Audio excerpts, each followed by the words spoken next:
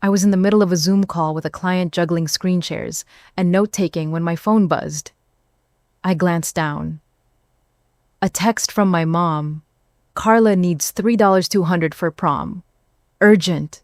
Handle it. I blinked. Did I read that right? Prom $3,200. First of all, Carla is 19. She graduated last year. Second, since when is prom a four-figure emergency? I tried to brush it off and get back to the meeting, but the words kept bouncing around in my head. Handle it. Like I was their personal ATM. I waited until the meeting ended. Then I replied, why and why so much? No response. At least, not right away. I went back to work, distracted, angry, confused. This wasn't the first time they asked me for money, but this felt different. Around an hour later, another text. And this one knocked the air right out of my chest. Either pay or you're not family anymore. Mom, I stared at the screen, not moving. My heart was racing, but my body went cold. I read it again, just to be sure I wasn't overreacting. Not family anymore. Not we're struggling. Not we'd really appreciate the help. Just a threat, a line in the sand. And suddenly, everything clicked. For years, I've been sending them money. I told myself it was for the basics, groceries bills, the occasional car repair. I never asked for proof. I never questioned anything. Because that's what good daughters do, right? But this wasn't about helping anymore. This was pressure, control, emotional blackmail. Over a party, over a dress Carla's going to wear once. And the worst part, the part that really gutted me, this wasn't even coming from Carla. This was from Mom, the woman who raised me. The woman who used to say, we may not have much, but at least we have each other. Apparently, that only applied when I kept the money flowing. I sat at my desk staring at the wall, wondering when did I stop being a daughter and start being a bank account? And if I said no this time, would that really be it? Would they just cut me off just like that after everything I've done? Or had they already made that choice a long time ago? That was the moment something inside me cracked. I didn't know it yet, but this wasn't just a ridiculous request for prom money. This was the first domino. And once it fell, nothing, and I mean nothing, in my family would ever be the same. It would be easy to say the text broke me, but the truth is, it didn't. Because something deeper was already cracked and had been for a long, long time. That message wasn't the beginning. It was just the final straw. I sat there staring at my phone, and this flood of memories just hit me. All the years I spent being the one who never needed anything. The responsible one. The one who figured it out. Meanwhile, Carla. She was the miracle baby, the little blonde princess who came along when I was 15. She was unexpected and instantly became the center of our universe. My universe included. While I was babysitting and doing homework, she was being signed up for dance classes, acting camps, singing lessons. You name it, they paid for it. Even when the money wasn't there. Pageants, recitals, weekend road trips, to competitions. They found the money somehow. But not for me. I still remember the first time I asked my mom if she could help me pay for my SAT prep class. She didn't even look up from her phone. Just said, sorry, honey. Things are tight this month. Maybe next time. Then 2 weeks later, Carla got a $400 costume for her Little Mermaid performance and a new iPad for school, supposedly. She was 8. That was the pattern. That was my life.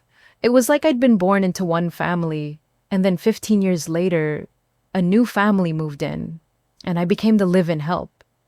I worked 2 jobs through college, waiting tables, tutoring, freelancing online at 2 a.m. Meanwhile, Mom and Dad took out loans so Carla could go to a private high school for the arts. They told me it was her big shot, that she had potential, and every time I questioned the imbalance, every time I asked why my mom would say the same thing, word for word, Carla deserves a better life than we gave you. Not even pretending to sugarcoat it. And I believed her. For a while. I convinced myself that maybe Carla really did deserve more. She was sweet back then. She was a kid. It wasn't her fault they favored her. But over time, that sweetness turned into something else. Something sharper, more demanding, more entitled. And yet, I kept giving. I kept being the good one. The daughter who didn't make waves. 5 years ago, I made what I thought was a kind gesture. I set up a shared account joint access so they could use it for rent bills emergencies. Mom said they were falling behind on utilities that Dad's hours got cut. Carla had a broken laptop and needed new books. I didn't even question it. Every month I'd deposit a little $300 here, $500 there, sometimes more if they asked. They always had a reason, always had a story. And I told myself I was doing the right thing, that family helps family, that I was lucky enough to stand on my own, so it was only fair to give back. But looking back now, I wasn't helping. I was enabling, fueling a pattern that had started years ago the day they decided Carla deserved more. And I deserved less. And that text, pay or you're not family anymore, it wasn't just a threat. It was confirmation. Confirmation that the love I thought I'd been buying into all these years was never real to begin with. After everything, I still gave them the benefit of the doubt. Maybe there was some kind of misunderstanding. Maybe this was all just heat of the moment tension. So I did what any rational person would do. I called Carla. She picked up immediately. No hello, no pause, just this dramatic, heavy sigh, like I was the one inconveniencing her. And before I could say a single word, she launched into it. It's not just for prom, she snapped. It's for the after party. The limo, my hair, makeup, shoes. Oh, and the dress. I already booked everything. Already booked. No request, no discussion, just an assumption. Like the money was hers and I was late delivering it. I took a breath, held back, the anger clawing its way up my throat, and said as calmly as I could, I'm not paying for that, Carla. That's not an emergency. You can't just demand thousands of dollars for a party. Silence for maybe half a second. Then she exploded. You are so selfish. You've always been jealous of me. Jealous, I had to laugh, not because it was funny, but because it was so completely insane. Jealous of what exactly? Of the way Mom and Dad bent over backwards for her, of the tantrums, the drama, the mess they covered up over and over again. She kept yelling, not letting me get a word in. You think you're better than us just because you make a little money now. You wouldn't even have that job if it weren't for everything Mom and Dad sacrificed. And then click, she hung up. No resolution, no conversation, just accusations, insults, and entitlement. I sat there stunned. My hands were literally shaking. But it wasn't over, not even close. Because 2 hours later, I got a voicemail. A message Carla clearly didn't mean to send. And what I heard. That was the moment I knew I wasn't imagining anything. Her voice came through the speaker, whiny and sharp. Tell her if she doesn't pay, she's out of our lives. Our lives. Not her life. Not a personal spat. She was rallying the whole family against me, turning this into some kind of moral crusade over a prom dress. And just like clockwork, the texts started rolling in. First from Mom. You owe this family. Don't test me. Not can we talk, not let's work this out. Just a warning, a threat. And then came Dad, the man who usually avoids confrontation at all costs.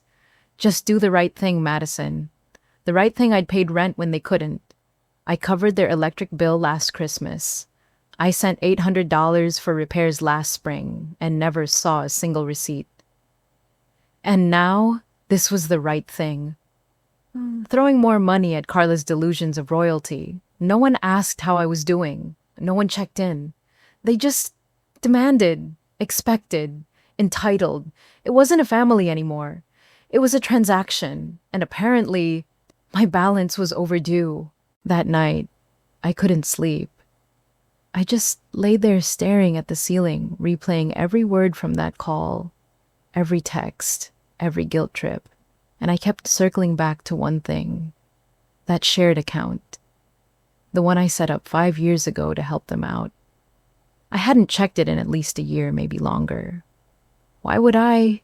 They always said the money was going to essentials.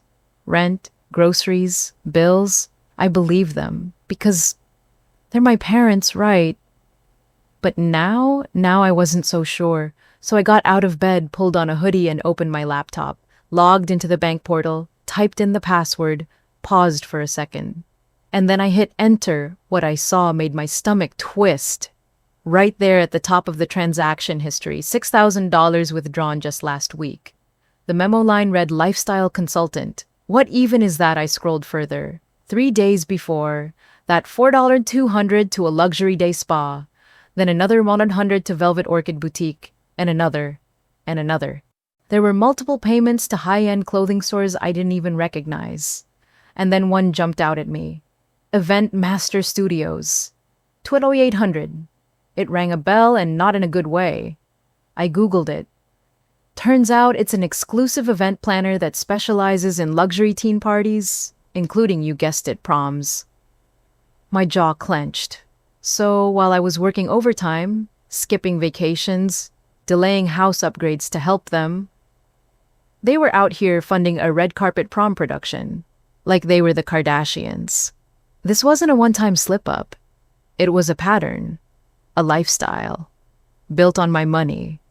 Every transaction I scrolled through was another slap in the face. And not one of them looked like an emergency. No utility bills, no car repair shops, not even groceries. Just boutique salons, planners, and payments marked as consulting that sounded more like image coaching for Carla. They hadn't just crossed a line. They danced over it in designer heels. And the more I looked, the more the timeline began to make sense. Every time they texted, "We're struggling," there was a matching withdrawal the same day to some luxury service. "Can you help us out this month?" coincided with a payment to a personal stylist or some influencer-branded skincare line. I sat there, fists clenched, heart pounding in my ears. This wasn't support anymore. It was theft wrapped in guilt, delivered with a smile. And the worst part, they knew they could get away with it. Because I never questioned it. Until now. By the next morning, I couldn't keep it to myself anymore. I needed a second pair of eyes, someone who could look at the numbers and tell me I wasn't going crazy. So I grabbed my laptop, printed the last 2 years of bank statements, and drove straight to Ben's apartment. Ben is my fiancé. He's also a certified CPA, ridiculously smart with money, annoyingly good with spreadsheets, and someone I trusted more than anyone else in my life. At least, back then. He took one look at me and said, "You didn't sleep, did you?" I shook my head, dropped the stack of papers on his kitchen table, and said, "I need your help. I think my parents have been lying to me for years." Ben didn't ask questions. He grabbed his laptop, poured me coffee, and we got to work. He started by organizing the bank statements by category, expenses, frequency type. Color-coded, of course. That's how his brain works. And what we found, I can't even describe the feeling. Page after page of pure manipulation. Over the last 4 years, my parents had withdrawn more than $120,000 from that shared account. Let me say that again. $120,000. Ben looked up at me slowly and said, "This isn't accidental. This is systematic." There were regular monthly payments to credit card companies. Not 1, not 2, but 5. Botox clinics. High-end facial treatment spas. Wellness retreats. And get this, there was an ongoing payment labeled Strategic Identity Coaching. I had no idea what that meant until Ben Googled it. Turns out it's basically brand coaching for influencers. Specifically, teen influencers. So, yeah, Carla, my teenage sister who hasn't worked a day in her life, was being funded like a startup. While I was over here clipping coupons and putting off vacations. Ben's face hardened as he flipped through the sheets. "Look at this," he said, pointing to a line item. $3,400 to a luxury resort in Colorado. Right around the time my mom told me they had no money for their heating bill. $2,800 to a high-end photography studio. Another for 2,500 to something called Social Spark Studio. It just kept going. Madison Ben said, looking right at me, "This isn't bad spending, this is a lifestyle. They've built an entire system around your money." I felt my throat close up. My hands were trembling. All this time, I thought I was helping them survive. I thought I was keeping the lights on. But they weren't just surviving. They were thriving on my dime. And the worst part, they weren't even hiding it, because they didn't think I'd ever check. I'd been too trusting, too busy, too tired to notice how far this had gone. Ben shook his head, leaned back in his chair, and said one sentence I'll never forget. "They've built an empire on your silence." I knew I couldn't let it slide. Not after what I'd seen, not after realizing I'd basically funded their fantasy life while they dangled love over my head like a reward for good behavior. So I made the drive. Back to the house. I grew up in the same house where I once slept on a couch in the laundry room so Carla could have the bigger bedroom. I pulled into the driveway and my stomach twisted. Not from nerves, from clarity, because I wasn't here to argue. I was here to expose the truth and walk away. When I walked through the door, Mom was already waiting in the living room, arms crossed, eyes red like she'd been crying or wanted me to think she had. Dad was standing behind her, quiet as ever. And Carla. She was curled up on the couch, scrolling through her phone like none of this involved her. I didn't bother with small talk. I pulled the folder out of my bag and dropped it on the coffee table. Pages spilled out, color-coded, highlighted, time-stamped proof. My voice came out sharper than I expected. "I know everything, every withdrawal, every lie." Mom's face twitched. She looked down, then back up, and suddenly the tears came fast, dramatic, loud. "How could you go behind our backs like this?" she cried. "You had no right to snoop through our business." I actually laughed, bitter and tired. "No right, it's my money." She ignored that. Of course she did. Instead, she twisted the narrative like she always does. "It's your fault we struggled. You left us behind when you went off chasing your career, and we had to make things work without you." I was stunned for half a second. And then, from the couch, Carla chimed in. Didn't even look up. Didn't even pretend to feel bad. She just smirked and said, "Honestly, I thought you'd just keep paying. You always do." And that was it. That was the moment I snapped. I grabbed the top page from the stack, the one with the $6,000 lifestyle consultant charge, and held it up. "You stole from me," I said, my voice shaking with fury. "You lied to me, manipulated me, and drained over $100,000 out of my life, and now you want more?" I looked around that room. At the mom who only cried when she was caught. At the dad who still hadn't said a single word.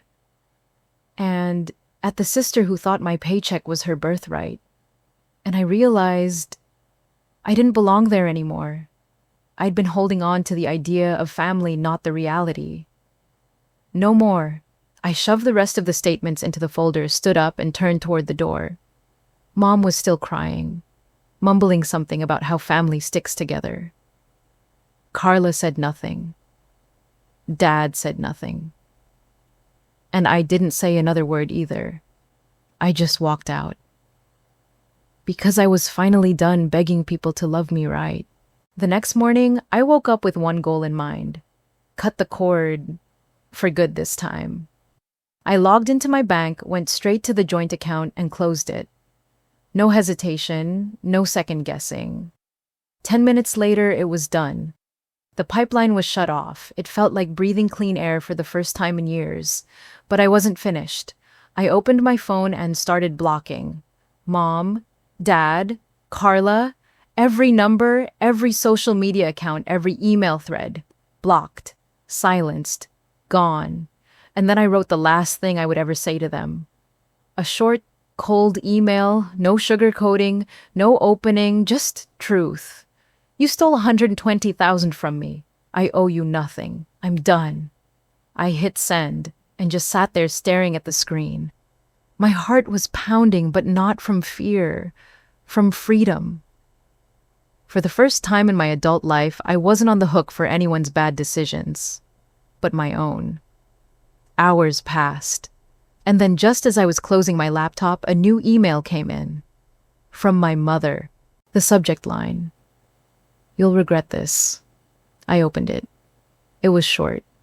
Only one sentence. "You'll regret this. Blood is forever." I stared at it for a long time. Not because it hurt, but because it was so expected. That's how she works. Never apologizing, just threats disguised as family values. I didn't respond. I wasn't going to give her one more ounce of my peace. Instead, I called Ben and told him everything: the closure, the block, the email. He paused, then said, "You need to document all of it. Every withdrawal, every message, just in case." He wasn't wrong. People like my parents don't go quietly when the money runs dry. So I backed everything up. Every bank statement, every email, even screenshots of the texts. Just in case this turned into something legal. And even though I still didn't know what would come next, I knew one thing for sure. They didn't get to define me anymore. I wasn't their fixer. I wasn't their funder. I wasn't their daughter on a leash. That version of me, she was gone. 2 months passed, and for the first time in years, my life was quiet. No guilt-tripping texts, no surprise phone calls, no emergencies that were actually just shopping sprees in disguise. I was sleeping better, eating better, working better. I even started planning the wedding again, slowly, cautiously. Ben had been supportive through everything, helping me with the documents, checking in after I blocked them, encouraging therapy. I thought maybe this was finally my clean slate, until one Tuesday afternoon. I was answering emails at work when a new message pinged in. The subject line read, "Your appointment is confirmed." I clicked it without thinking, but what I saw stopped me cold. It was from a high-end day spa, confirmation for a full luxury facial package scheduled for Saturday afternoon. The name on the booking, Carla Lane. I blinked, twice, thought maybe I was imagining it, but then I saw the payment method, Ben's credit card. At first, I thought it had to be some kind of mistake. Maybe she stole his info, maybe it was fraud, but I couldn't shake the feeling. So I waited until I got home. I showed Ben the email, watched his face closely. He froze, just for a split second, then tried to brush it off. "That's weird," he said, not meeting my eyes. "Maybe it's someone else. There's a lot of lanes in Austin, right?" My stomach dropped. Because that right there, that hesitation, that lie, it told me everything I needed to know. "Ben," I said quietly. "Did you give Carla your card?" He hesitated again, then finally exhaled like the weight of it all had cracked through his chest. "She said she just needed help," he admitted. "She told me she couldn't reach you, that she was struggling, and I didn't want to upset you. I figured I'd just cover it quietly." I stared at him. Everything went still. "Struggling?" I asked. "Carla is struggling." I felt my heart pounding in my ears. "She's been texting you?" I asked. Ben swallowed hard. "I didn't want to lie," he said. "But yeah, a few times. She was panicking about money, said she didn't want to make things worse between you two." "Ben," I said, voice low, steady. "How long?" He didn't answer right away. So I asked again, "How long have you and my sister been in contact behind my back?" He looked at the floor. "Since maybe around the time you closed the account." That's when I connected the dots. She never let go, she just found another way in. Ben hadn't just been manipulated, he'd let himself be used. And whether it was guilt or weakness or some twisted idea of keeping the peace, he'd helped her. He became their back door, and I was done being surrounded by people who didn't know how to shut the damn door. I packed a bag that night, took off my ring, left it on the table, and I walked out. No yelling, no scene, just the quiet collapse of trust that had been rotting under the surface for who knows how long. Losing my family hurt, but losing Ben, that broke something deeper, because I thought he was the one person who saw me. Turns out I was just another account number to him, too. After everything collapsed, I knew I couldn't stay. Not in Austin, not in that apartment, not in the echo of everything I'd lost. So, I packed up my life and moved to Seattle. New city, new air, no memories tied to bank statements or betrayals. I didn't go there chasing a dream, I went there to finally breathe. I got a one-bedroom in a quiet neighborhood just outside the city. Started fresh, no more shared accounts, no more financial guilt trips hidden behind "we're family." And I finally did something I should have done years ago. I got help, real help. I enrolled in therapy, started showing up for myself instead of trying to hold up everyone else. Week by week, I began peeling off the guilt, the shame, the belief that I somehow owed people love just because we shared blood. And in one of those sessions, I said something I hadn't let myself say out loud before. Sometimes the people who hurt you the most call themselves family. And that was it. That was my truth. Because for years I thought love meant sacrifice, that being a good daughter meant being broke, exhausted, emotionally drained. But it doesn't. It never did. And walking away wasn't cruelty. It was survival. As for them, I haven't spoken to my parents or Carla since the day I left. But word travels. Apparently, my parents filed for bankruptcy a few months after I shut down the account. That second mortgage finally caught up with them. The credit card debt, the spa trips, the fake stability I unknowingly bankrolled. Gone. The house I grew up in sold at auction. And Carla. From what I heard through a distant cousin, she's working as a receptionist at a plastic surgery clinic, folding towels and checking in patients at the same kind of place she used to post selfies from. There's no joy in that. No revenge glow, just reality, doing what reality does. And me, I'm okay now, not perfect, not healed overnight, but stronger, wiser, more careful about who gets access to me. And every time I doubt myself, every time a little voice says, maybe you should have just kept the peace, I remind myself of this. If someone's love only exists when you're paying for it, it's not love, it's leverage. Cut the rope, set yourself free. And if you're listening to this, if any part of my story sounds like yours, I want you to know you don't owe anyone your peace. Not your parents, not your partner, not even your sibling.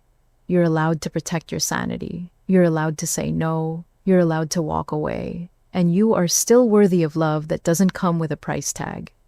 So, let me ask you, have you ever had to walk away from someone who used family as a weapon? Drop your story in the comments. I want to hear from you. And don't forget, we post new real stories like this every single day, right here on this channel. So if this resonated with you, hit that subscribe button, tap the notification bell, and I'll see you in the next one. You're not alone.